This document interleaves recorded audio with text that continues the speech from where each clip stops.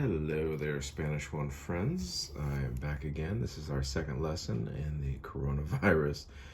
I don't want to call it a vacation, but you know what I mean. Our coronavirus, how should we call it, learning environment. So anyways, what we've got right here is just a little lesson. You should, at this point, you should have already seen the YouTube video that I posted about the past tense. Now, I will also remind you with that only watch the AR. So let me zoom in just a little bit. We're only focusing on AR verbs this week. And also I want you to get used to some other terms. So when you see preterite, that's a word that also means past. And so in past, and if you see this word, preterito, if you see it right there, and you'll also see it right here, these are all the same interchangeable terms, past, the preterite, pretérito. And what we're talking about is we're talking about actions in the past that are dead. So like we've been using the present tense so far, and like, for example, I'm eating a sandwich. Well, what are you doing right now? You're eating a sandwich. But if you switch it to the past tense like you would in English, you go, oh, I ate a sandwich. Means you've eaten it, it's done, it's, gurgling in your belly, whatever. It's over. So the past is very much dead, and the present is very much alive. So they are, not quite two sides of the same coin, but you get the idea. Now, we're only focusing on the AR verbs this week.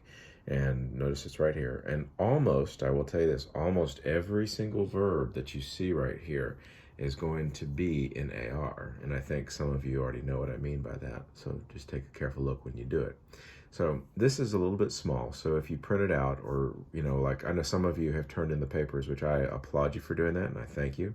You can just email them to me or send me back a PDF shot, to my email. That's fine. But I thought this was a little bit small when you see it, and I know my eyes are getting older, and I know yours are too. But what I wanted to do is show you these endings. So right here is aste, o, amos, aron. That's how you pronounce them. That's with an accent, aste, o with an accent, amos, and aron. So like right here, this is what we use for yo. Don't forget that's the I. This right here is what we use for the to form, and that's the you familiar. Right here is él, ella, and usted, which is for, the third person. Here's first person, second person, third person. This is he, she, and you formal right here. Now over here, remember, don't forget, here's the singular side, here's the plural side.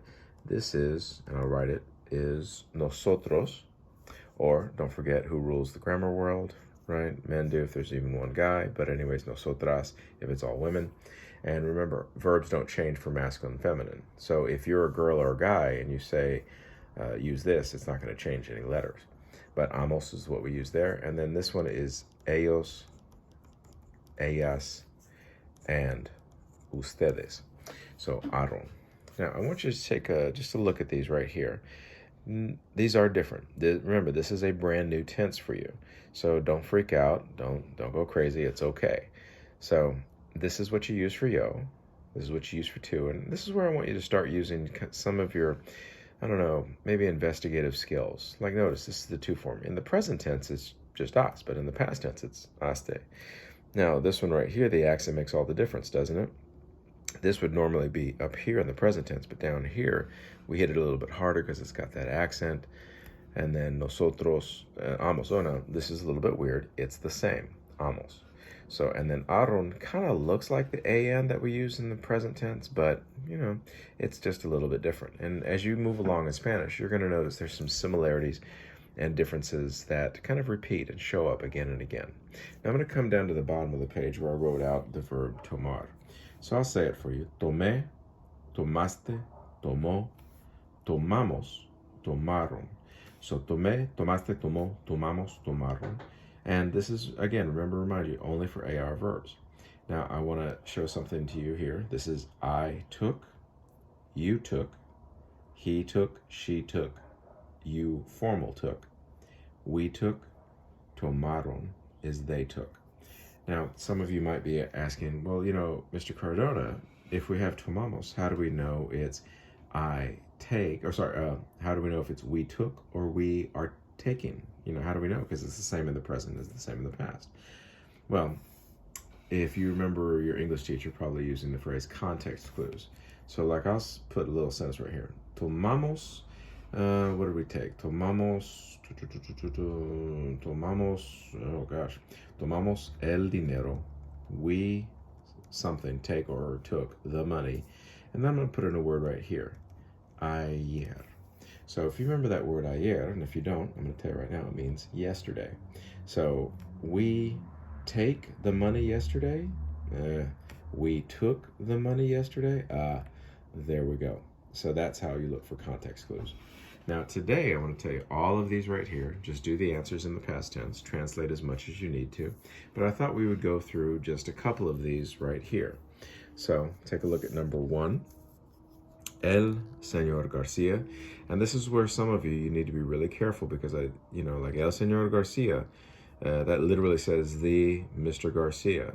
But when we translate it to our heads, we go Mr. Garcia. And then cruzar means to cross el océano en un barco lujoso. So Mr. Garcia crossed the ocean in a luxurious boat. But which ending are we going to use? Well, first of all, how many people is Señor Garcia? He is one person. So we know we're not going to use anything from here. We're going to go here. Well, you don't see a yo. You don't see a tu. No, you don't see a El Señor Garcia, but we're talking about he. So the ending is right here. The verb is cruzar. So C-R-U-Z. And just like we do normally in the present tense, we do chop off the AR, make it go away. Cruzó. Boom. There's your answer. El Señor Garcia cruzó el océano en un barco lujoso. Now, I'm going to come down to number 9. If you take a look at number 9. Los tres blank cenar en el restaurante típico de Sevilla. Now, this one, you think, well, there's no person, there's no name, there's not even a pronoun, there's not a yo. All right, take a look at the examples. Take a look at los right there. Think back to what I taught you way long time ago. Los. Is it present tense or is it, blah, blah. Is it singular or plural? Well, you got el, la, los, las. You know that it's plural. Tres means 3, so this means what? The 3. So the 3, whoever, cenar en un restaurante típico de Sevilla. The 3, we could say the 3 of them, or the 3 people.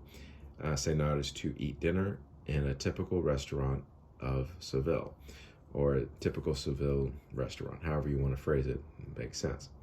So, los tres, we come back up here to the endings. Hasta o almorzaron. How many people is los tres? How many people is that? Well, you know it's not singular, you know it's plural. You know it's not we, so this is your only choice left, is aron.